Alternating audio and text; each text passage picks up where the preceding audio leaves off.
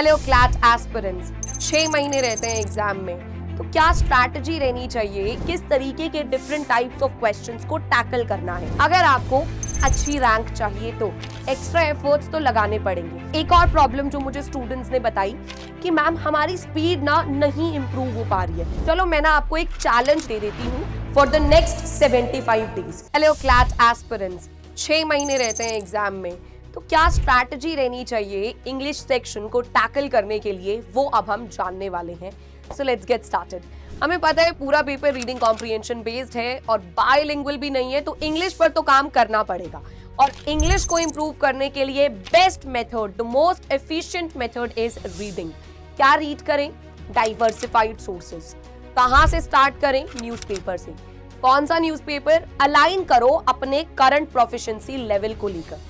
पूरा न्यूज़पेपर नहीं पढ़ सकते हो तो कोई भी 4 आर्टिकल्स पढ़ो एडिटोरियल, एक्सप्लेन्ड और द वर्ल्ड सेक्शन से।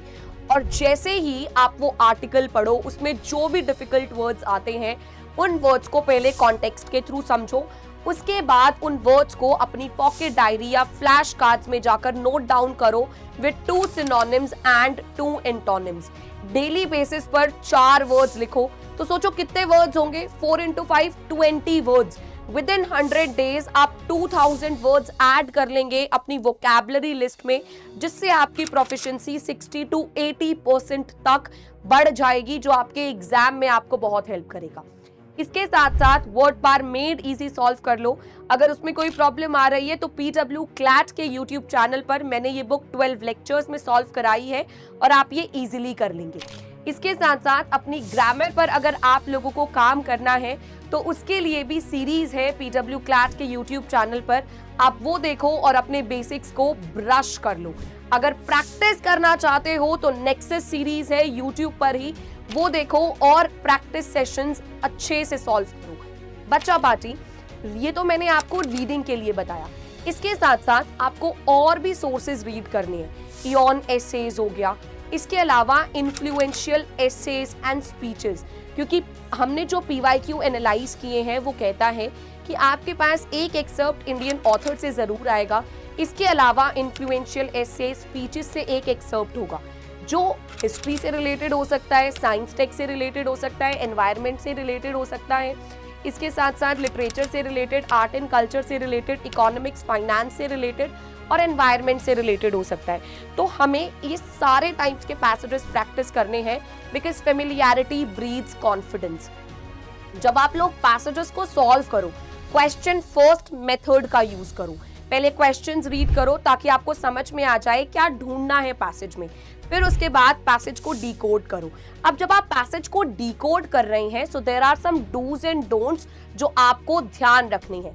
इसके साथ साथ मैंने आपको एक नॉर्मन ल्यूइस मेथड बताया है जो आपकी स्पीड को इंप्रूव करने में बहुत हेल्प करेगा, जो कहता है सब वोकलाइज मत करो, रिग्रेशन को अवॉइड करो, वर्ड बाय वर्ड की जगह चंक्स में पढ़ो, वोकैबुलरी पर काम करो, इंस्टेंट रिकॉग्निशन के लिए पेसिंग टूल का इस्तेमाल करो।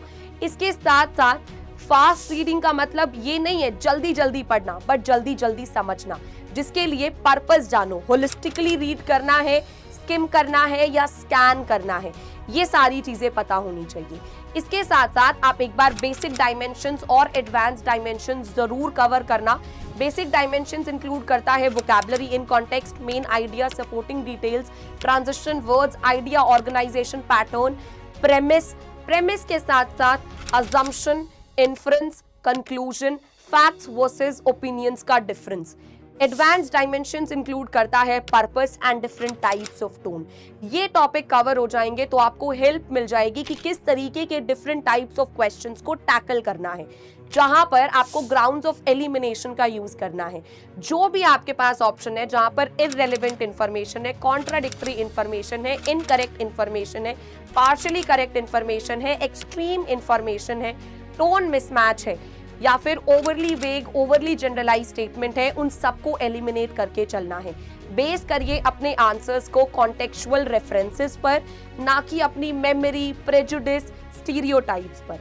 इसके साथ साथ आपको फिगर्स ऑफ स्पीच टॉपिक भी जरूर कवर करना है, क्योंकि लास्ट ईयर भी क्वेश्चंस देखे गए हैं और उससे पहले भी फिगर्स ऑफ स्पीच से क्वेश्चंस कवर कराए गए हैं। ये टॉपिक भी आपको YouTube पर मिल जाएगा और आपकी क्लासेस में बहुत कॉम्प्रिहेंसिवली आपको कवर कराया गया है। मैंने आपको ग्रामर इंप्रूव करने के लिए बता दिया है, वोकैबुलरी इंप्रूव करने के लिए बता दिया है, रीडिंग के लिए लिस्ट बता दी है।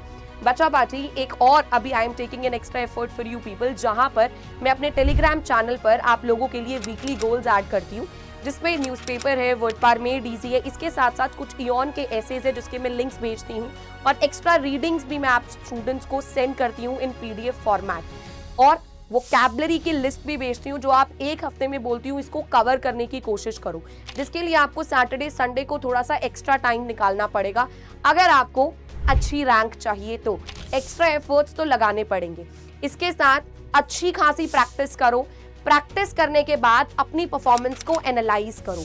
अगर कोई क्वेश्चन सही होता है, शॉर्ट है या तुक्का मारा है, कोई क्वेश्चन छूट गया है, टाइम कंस्ट्रेंट के वजह से छूटा है या फिर आता नहीं था, कोई क्वेश्चन गलत हो गया है, इंग्लिश में क्वेश्चन क्यों गलत होगा, पैसेज की लैंग्वेज नहीं समझ में आई, क्वेश्चन की लैंग्वेज नहीं समझ में आई, क्वेश्चन की डिमांड नहीं समझ में आई, कंसेप्ट क्लैरिटी का प्रॉब्लम है, ग्राउंड्स ऑफ एलिमिनेशन नहीं आते, ये ही 5 रीजन हो सकते हैं। रीजंस जानो, उसके बाद उसको रेक्टिफाई करो और मेक श्योर ये आप आगे रिपीट ना करें। बच्चा बाटी, इसके साथ साथ आप लोगों को एक और प्रॉब्लम जो मुझे स्टूडेंट्स ने बताई कि मैम हमारी स्पीड ना नहीं इंप्रूव हो पा रही है, तो डेली बेसिस पर 2 पैसेजेस सॉल्व करो विद 4 to 5 क्वेश्चंस ईच, ये आपको बहुत हेल्प करने वाला है। चलो मैं ना आपको एक चैलेंज दे देती हूँ फॉर द नेक्स्ट 75 डेज। आने वाले 75 डेज तक आप लोगों को डेली बेसिस पर 4 एडिटोरियल्स पढ़ने हैं, वर्डपार मेड इजी का एक एक करके सेशंस लगाने हैं, इसके साथ साथ अपनी पॉकेट डायरी में डेली बेसिस पर 4 वर्ड्स लिखने हैं विद 2 सिनोनिम्स एंड 2 एंटोनिम्स और उसको 3 से 4 बार रिव्यू करना है, और सैटरडे संडे को जो मैंने आपको वीकली गोल्स दिए हैं उन्हें कवर करना है। लेट्स सी कौन बच्चा इन्हें फॉलो कर पाता है, ये आपका चैलेंज है। और मैं 75 डेज के बाद आपसे पूछूंगी कि क्या आपने ये अच्छे से फॉलो किया है, और आप ये फॉलो करेंगे तो आपको खुद दिखेगा कि इंप्रूवमेंट हो रही है। इसके साथ साथ जितने ज्यादा मॉक टेस्ट लगाओगे, जितना ज्यादा एनालिसिस करोगे, उतना अच्छा है। अब अगर आपको कोई भी डाउट है, क्वेश्चन है, please feel free to ask that in the comment section. That is going to be all. मिलते हैं जल्द ही इन द नेक्स्ट वीडियो। तब तक के लिए bye bye, take care, keep learning, keep doing well.